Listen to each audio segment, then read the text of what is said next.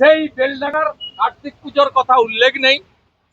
সরস্বতী পুজো গোটা ভারতবর্ষ নাড়িয়ে দিয়েছে।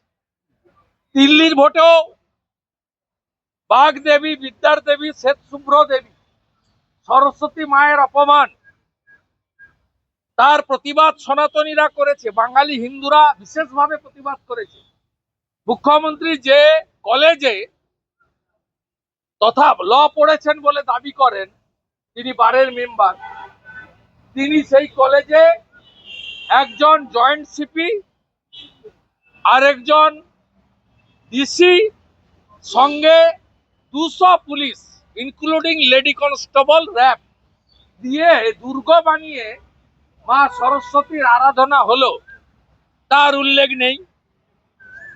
তৃণমূলের জিহাদি নেতা বুথ সভাপতি আলামিন মন্ডল নগর উখড়ায় গিয়ে সরস্বতী পুজো বন্ধ করলেন, তার উল্লেখ নেই।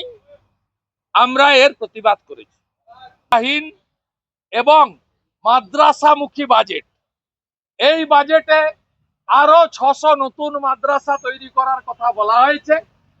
কারণ 7 শেখের মতো আনসারুল বাংলার লোকেরা আবার আসবে, মাদ্রাসা তৈরি হবে, খাজেরি মাদ্রাসা, যেখান থেকে ভারত বিরোধী জঙ্গিবাদ, মৌলবাদ সৃষ্টি করা হবে। আর 7 শেখদের আসামের পুলিশ এসে ধরে নিয়ে যাবে, জাভেদ মুন্সিকে কাশ্মীরের পুলিশ এসে ধরে নিয়ে যাবে। গোটা বাজেট বইতে একটাই উল্লেখযোগ্য ঘোষণা, গোটা রাজ্যপালের ভাষণে একটাই ঘোষণা, 600 নতুন মাদ্রাসা তৈরি করা হবে পশ্চিমবঙ্গে। জাগো হিন্দু জাগো, বাঁটেগা তো কাটেগা, এক रहेगा তো সেফ रहेगा।